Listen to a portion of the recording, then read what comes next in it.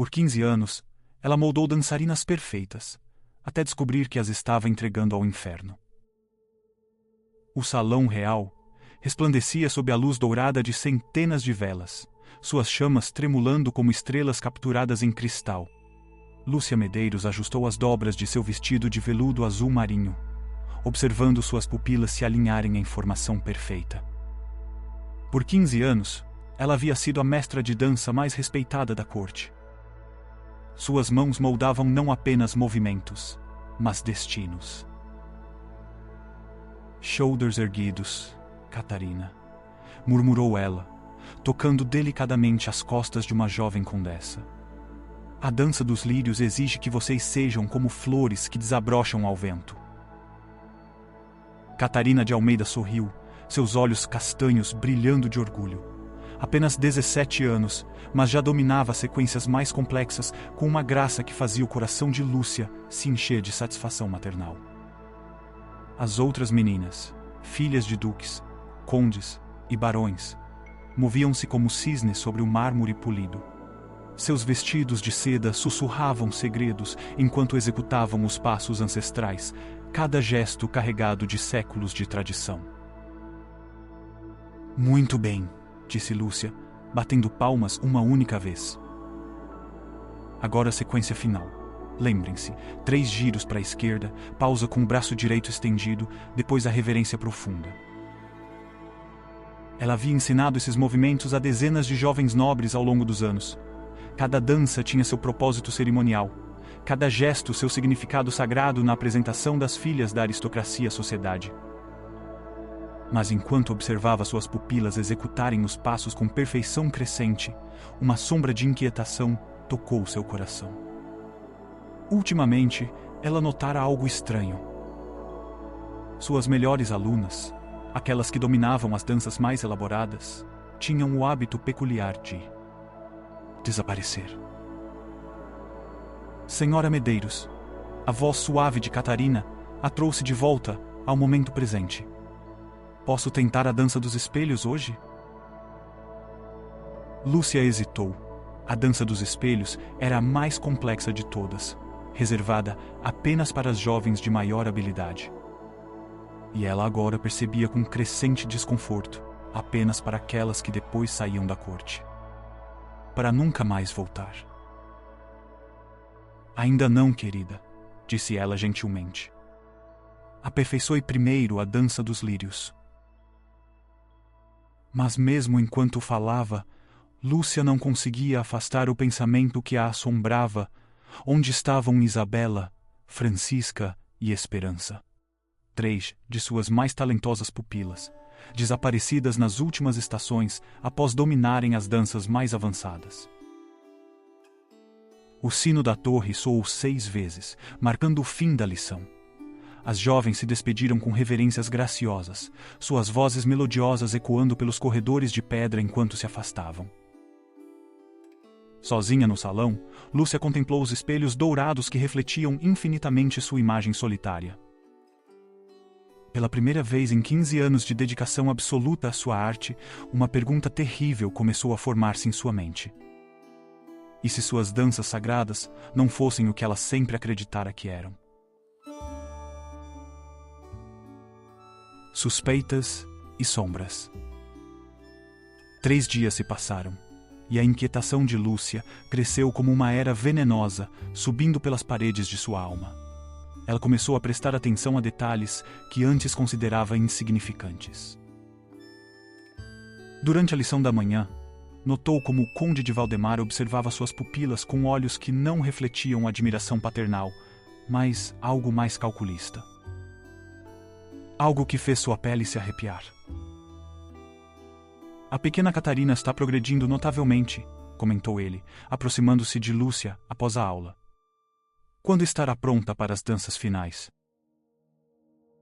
Ainda precisa de alguns meses de preparação, respondeu Lúcia, estudando o rosto do homem. Havia urgência em sua voz que não combinava com a natureza cerimonial das apresentações. Meses? O conde franziu a testa. Mas ela já domina os movimentos básicos. certamente pode acelerar o processo. Lúcia sentiu algo frio se instalar em seu estômago. Em 15 anos, nenhum pai havia demonstrado tanta pressa para que sua filha completasse o treinamento. As apresentações sociais podiam esperar. A tradição não pode ser apressada, Vossa Excelência, disse ela firmemente. Naquela noite, em seus aposentos modestos na ala dos servos, Lúcia atravessou o sono como um navio navegando em águas turbulentas. Memórias fragmentadas começaram a se conectar como peças de um quebra-cabeça sinistro. Recordou-se de como Isabela havia partido para estudar em um convento distante na mesma semana em que dominara a dança dos espelhos. Como Francisca supostamente se casara com um mercador de terras longínquas logo após sua apresentação final. E Esperança. Esperança, que chorou de alegria ao conseguir executar perfeitamente a sequência mais complexa numa quinta-feira. E na segunda-feira seguinte, havia adoecido gravemente e sido levada para se recuperar em lugares desconhecidos. Lúcia se levantou da cama, acendeu uma vela e caminhou até sua escrivaninha de madeira carvalho. Ali, guardava registros meticulosos de todas as suas alunas ao longo dos anos. Página após página, nome após nome. E um padrão terrível começou a emergir. 23 jovens. 23 de suas melhores alunas que dominaram as danças mais complexas. Todas desaparecidas da corte com explicações vagas e destinos nebulosos. A vela tremulou, projetando sombras dançantes nas paredes de pedra. Lúcia sentiu seu mundo começar a desmoronar-se como castelos de areia tocados pela maré. Suas danças sagradas, sua arte venerada, seu orgulho e propósito de vida. E se tudo não passasse de uma mentira elaborada? Na manhã seguinte, ela tomou uma decisão que mudaria tudo. Precisava descobrir a verdade, mesmo que essa verdade a destruísse. E começaria observando mais atentamente os homens que assistiam às suas lições com olhos que ela agora percebia serem os de predadores avaliando suas presas. A descoberta aterrorizante. A biblioteca da corte guardava segredos em suas prateleiras, empoeiradas como túmulos guardam mortos. Lúcia passou horas entre manuscritos antigos, procurando as origens das danças que ensinara com tanto orgulho.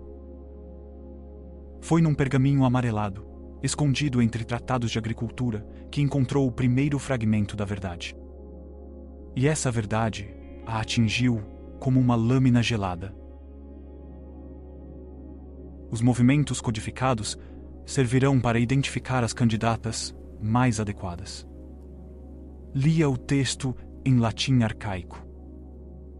Braço direito estendido indica docilidade, 3 giros confirmam origem nobre, reverência profunda sinaliza submissão completa. As palavras dançavam diante de seus olhos como demônios zombando de sua ingenuidade. Cada gesto que ela ensinara, cada sequência que aperfeiçoara com suas pupilas, era um sinal. Uma marca de identificação para comerciantes de carne humana. Suas mãos tremeram tanto que quase derrubaram a vela.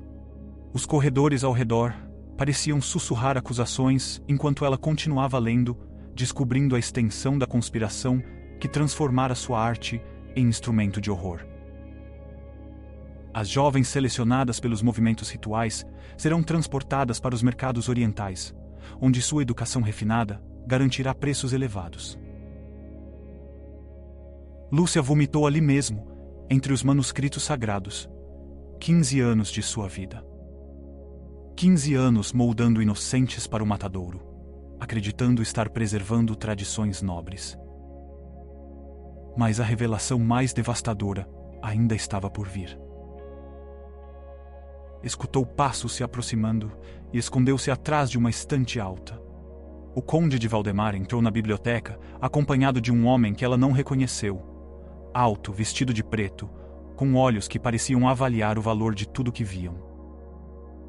As próximas 3 já estão quase prontas, disse o conde em voz baixa. A instrutora não suspeita de nada. Excelente, respondeu o estranho com sotaque que Lúcia não conseguiu identificar. Especialmente a menina Catarina. Nossa cliente em Constantinopla paga muito bem por jovens com seu refinamento.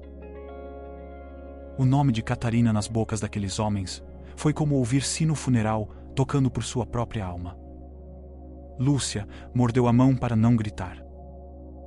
E quanto à instrutora? Perguntou o conde. Ela tem sido útil por muitos anos. Enquanto permanecer ignorante, continuará sendo, riu o homem de preto. Artistas são sempre os melhores cúmplices inconscientes. Sua paixão os torna cegos. Os homens saíram, deixando Lúcia sozinha, com o peso esmagador da verdade. Ela não era apenas uma vítima da conspiração. Era sua ferramenta principal.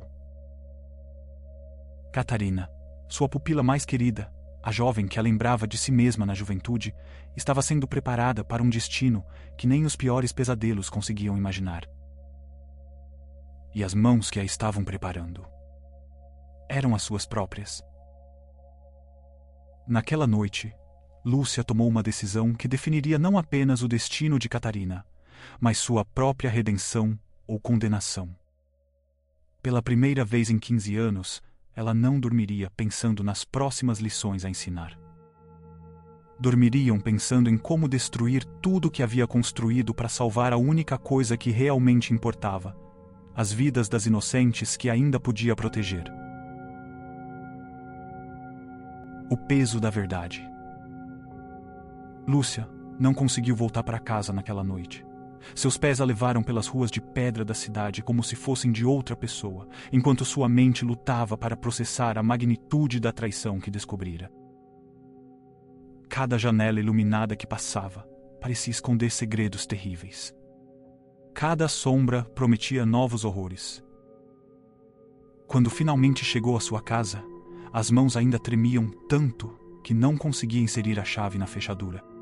Dom Fernando abriu a porta antes que ela precisasse tentar novamente, como se tivesse estado esperando sua chegada. Senhora Lúcia, murmurou ele, e havia algo em sua voz que ela nunca ouvira antes. Medo, não por ela, mas dela. Você sabia, não foi uma pergunta. As palavras saíram de sua garganta como pedras sendo cuspidas. Todo esse tempo, você sabia. Fernando baixou os olhos, e nesse gesto simples, Lúcia viu a confirmação de seus piores temores. O homem em quem confiara por mais de uma década havia sido cúmplice de sua ignorância. Não de início, disse ele, a voz quebrada. Quando comecei a suspeitar, já era tarde demais. As jovens já haviam partido, e eu não sabia como contar-lhe sem destruí-la. Destruir-me? A voz de Lúcia ecoou pelas paredes como um grito de guerra. Você acha que descobrir a verdade me destruiria mais do que viver essa mentira? Fernando recuou um passo, mas manteve os olhos fixos nela. Viu o que essa descoberta fez com outros que tentaram interferir. O conde de Valdemar não tolera obstáculos. Eles simplesmente desaparecem. As pernas de Lúcia falharam e ela se apoiou na porta.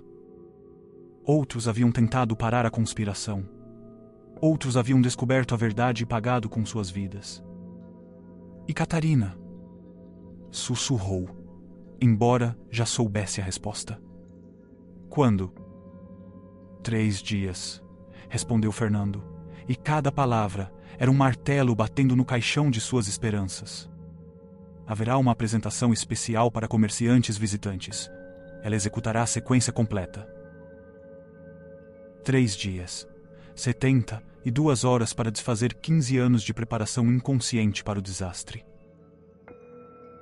Lúcia caminhou até sua sala de prática, onde espelhos dourados refletiam sua imagem destroçada. Os mesmos espelhos que haviam testemunhado a perfeição de tantas jovens sendo moldadas para o horror. Temos que tirar lá da cidade, disse mais para si mesma do que para Fernando. Para onde? A pergunta dele era prática, mas carregada de desespero. O conde tem contatos em todas as estradas principais, e se fugirmos, ele saberá que descobrimos seu segredo. Lúcia virou-se para encarar. Fernando viu algo em seus olhos que o fez estremecer. Não era mais a artista dedicada que ele conhecera. Era uma mulher que havia perdido tudo e não tinha mais nada a perder. Então não fugiremos, disse ela, a voz baixa, mas firme como o aço temperado. Vamos acabar com isso de uma vez por todas. Lúcia não pode estar pensando em confrontá-lo diretamente. Ele tem poder, influência, homens armados. E eu tenho 15 anos de conhecimento sobre como essa operação funciona, interrompeu ela. Sei quando chegam os navios, sei quais famílias estão envolvidas, sei os sinais que eles usam. Fernando a observou caminhar pela sala, cada passo mais determinado que o anterior. Era como assistir uma lagarta transformar-se em borboleta, ou talvez em algo mais perigoso. O que está propondo exatamente? Lúcia parou diante do retrato de seu falecido marido, um homem que havia morrido acreditando que ela estava preservando tradições nobres. Ele jamais saberia que tipos de tradições ela realmente havia perpetuado. Vou ensinar uma última lição, disse ela, tocando gentilmente o vidro que protegia o retrato. Mas dessa vez, serei eu quem decidirá o que os movimentos significam. Na manhã seguinte, Lúcia apareceu na casa de Catarina com um sorriso que não alcançava seus olhos e uma nova sequência de dança que garantiu seria a coroação de todo o seu aprendizado. Catarina, radiante de orgulho por receber atenção especial de sua tia e mentora, praticou cada movimento com a perfeição que havia sido treinada para alcançar. Não sabia que cada gesto que aprendia era uma palavra em uma sentença que poderia salvar sua vida ou condená-la para sempre. Tia Lúcia, disse a jovem quando terminaram a primeira sessão. Esses movimentos são diferentes, mas urgentes, como se tivessem um propósito maior. Lúcia abraçou a sobrinha, respirando o perfume de rosas em seus cabelos, memorizando o calor de seu corpo jovem e saudável. Porque sabia que em 2 dias, uma delas poderia estar morta. A conspiração desmascarada. A manhã da apresentação especial amanheceu com o céu carregado de nuvens escuras, como se o próprio universo antecipasse a tempestade que estava por vir. Lúcia vestiu seu melhor vestido, azul marinho com bordados dourados, sabendo que poderia ser a última vez que o usaria. Dom Fernando a observava pelos cantos dos olhos enquanto ela se preparava, suas mãos trêmulas ajustando joias que tremiam contra sua pele pálida. Ambos sabiam que não havia volta do caminho que haviam escolhido. Os convidados já chegaram, murmurou ele, espiando pela janela da frente. Reconheço 3 dos homens que vi no porto na semana passada. E o conde? Está supervisionando pessoalmente. Trouxe até mesmo guardas extras. Fernando fez uma pausa. Lúcia, ainda podemos desistir. Podemos pegar Catarina e fugir agora, antes que seja tarde demais. Lúcia terminou de ajustar seu colar de pérolas, presente de casamento do marido falecido, e virou-se para encará-lo. Fugir significa que outras jovens tomarão o lugar de Catarina. Outras famílias viverão essa dor. Mas pelo menos estaremos vivos para lamentar essa dor, retrucou ele. Vivos? Lúcia riu, mas não havia humor no som, apenas uma amargura profunda que cortava como vidro. Fernando, eu morri na biblioteca há 3 dias. O que resta agora é apenas escolher se essa morte terá servido para alguma coisa. Eles caminharam em silêncio até a casa grande onde a apresentação aconteceria. Cada passo ressoava como tambores marchando para a guerra. O salão estava decorado com uma opulência que Lúcia agora reconhecia como obscena. flores exóticas importadas, vinhos caros, músicos contratados, tudo para disfarçar o leilão humano que estava prestes a acontecer. O conde de Valdemar a recebeu com seu sorriso habitual, aquele que ela antes interpretava como admiração paternal e agora via como o sorriso de um predador avaliando sua presa. "Minha querida Lúcia", disse ele, beijando sua mão com teatralidade exagerada. "Ouvi dizer que preparou algo especial para nossos convidados internacionais." "Sim", respondeu ela, segurando sua mão um momento a mais do que o socialmente apropriado. "Algo que nunca esquecerão." Os convidados se instalaram em suas cadeiras, homens de várias nacionalidades, todos com o mesmo olhar calculista que ela havia aprendido a reconhecer. Comerciantes de carne humana disfarçados de conhecedores de arte. Catarina apareceu radiante, usando um vestido branco que Lúcia agora percebia ter sido escolhido deliberadamente para realçar sua inocência e juventude. A jovem acenou para sua tia e mentora com um sorriso que partiu o coração de Lúcia em 1000 pedaços. "Senhores", anunciou o conde, "hoje terão o privilégio de presenciar o ápice de 15 anos de ensino refinado. A jovem que se apresentará é o exemplo perfeito do que nossa educação colonial pode produzir." Lúcia sentiu bile subir pela garganta, mas forçou-se a manter a compostura. Tudo dependia dos próximos minutos. A música começou, uma melodia doce e melancólica que sempre acompanhara as sequências mais avançadas. Catarina iniciou os movimentos com a graça natural que a tornara tão especial, e Lúcia viu os homens se inclinarem para a frente, avaliando cada gesto. Mas então, Catarina executou o primeiro movimento que Lúcia havia modificado secretamente. Em vez do braço direito estendido que sinalizava docilidade, ela ergueu ambos os braços em um gesto que Lúcia havia retirado de antigas danças guerreiras. Um dos comerciantes franziu a testa e sussurrou algo para seu vizinho. Em seguida vieram os giros, não 3 para confirmar a origem nobre, mas 7, um número que nas tradições antigas representava proteção contra o mal.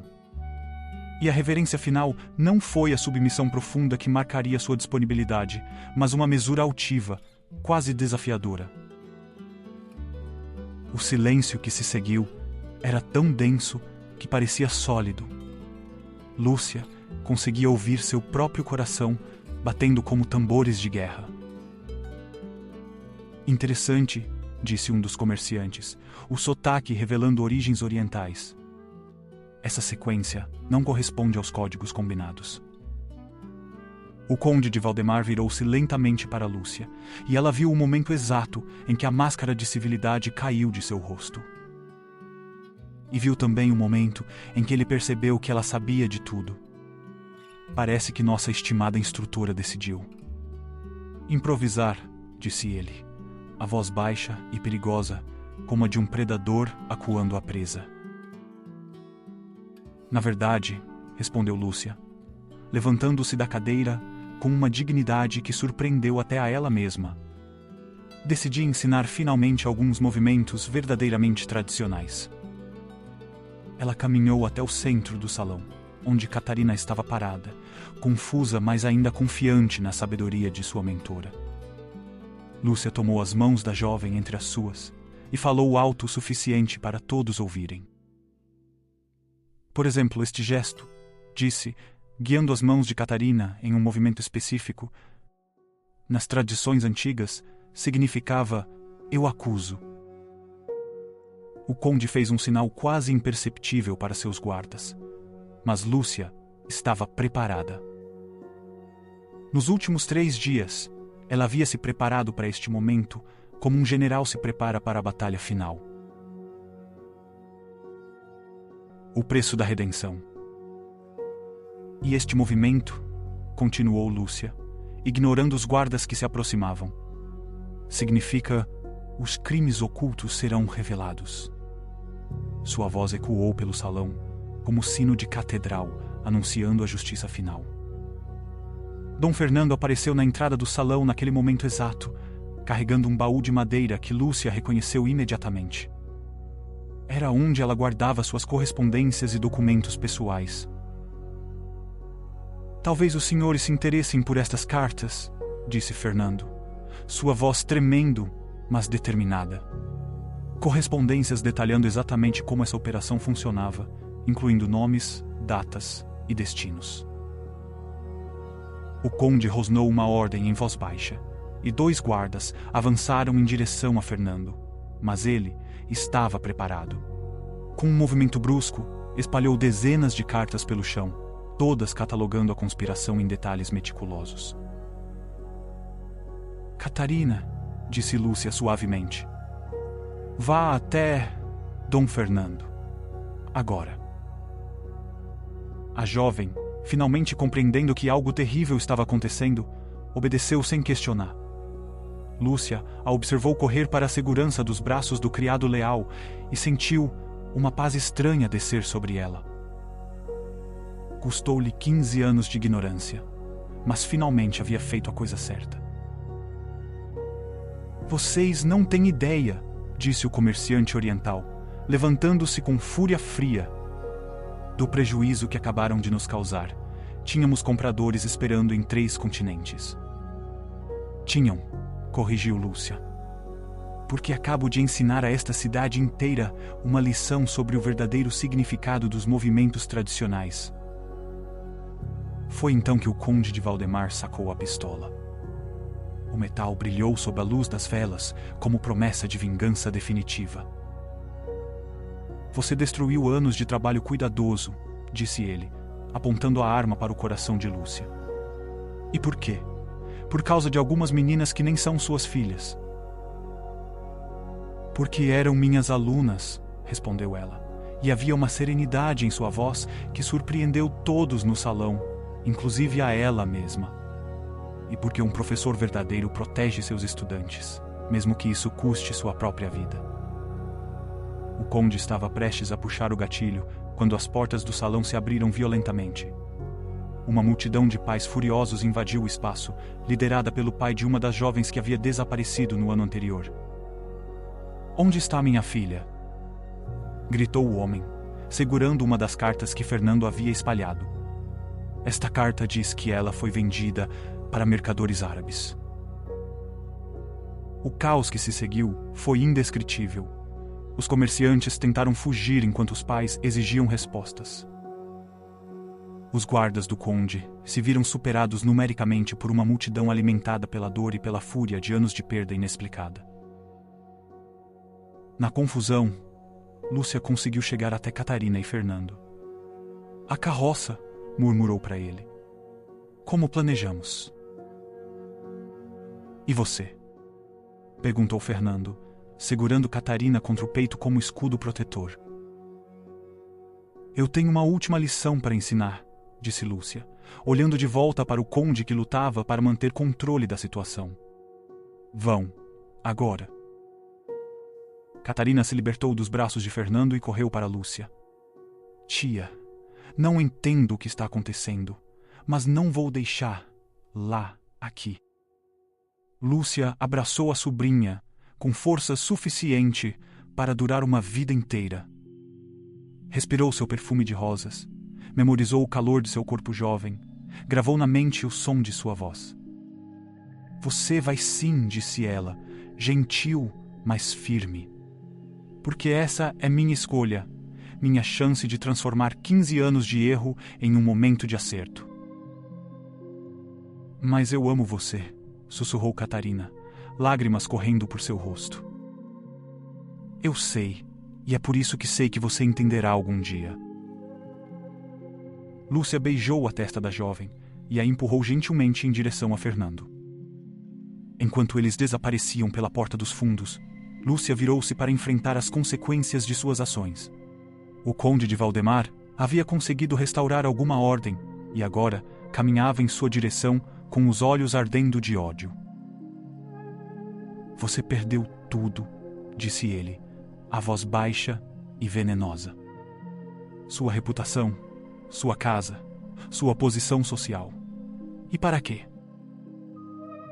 Lúcia sorriu, e pela primeira vez em 3 dias, o sorriso era genuíno. para recuperar minha alma, respondeu. Descobrir que vale mais do que eu imaginava. O tiro ecoou pelo salão como ponto final de uma frase longa e complexa. Lúcia caiu com a graça de uma dançarina, executando seu movimento final. E seu último pensamento foi de gratidão. Gratidão por ter encontrado coragem suficiente para transformar sua arte de instrumento de opressão em ferramenta de libertação. 3 dias depois, Dom Fernando e Catarina estavam a salvo em uma cidade distante quando receberam a notícia de que o conde de Valdemar havia sido preso pelas autoridades coloniais, pressionadas pela revolta popular que se seguiu à revelação da conspiração. Ela sabia que isso aconteceria? Perguntou Catarina, segurando uma das últimas cartas de Lúcia. Sabia, respondeu Fernando. E escolheu pagar esse preço para garantir que vocês estivessem seguras. Ele fez uma pausa, olhando pela janela para o horizonte distante. Alguns tipos de amor só podem ser expressos através do sacrifício. Catarina passou o resto da vida ensinando danças para crianças pobres, sempre começando suas lições com a mesma frase que Lúcia havia lhe ensinado nos últimos dias. A verdadeira arte serve para proteger os inocentes, nunca para explorá-los. E embora Lúcia nunca tenha vivido para ver o fruto dessa lição, sua escolha final ecoou através das gerações, lembrando a todos que o amor verdadeiro às vezes exige que destruamos tudo o que construímos para salvar o que mais importa. No final, ela havia encontrado a redenção não preservando tradições, mas tendo coragem de quebrá-las quando elas serviam ao mal. E nessa quebra, descobriu o que realmente significava ser uma mestra. Às vezes, o destino entrelaça vidas de maneiras misteriosas. Catarina também conheceu o peso de escolher entre tradição e consciência, entre arte e integridade. Nos corredores sombrios do Palácio Real, outra mulher corajosa descobriu que suas criações serviam propósitos sinistros. Ela também enfrentou Dom Fernando, também arriscou tudo para proteger um inocente. Confira esta história que apareceu na tela para descobrir como os fios dourados de uma costureira real se tornaram instrumentos de morte. E como o amor pela justiça pode transformar até as mãos mais habilidosas em armas de redenção.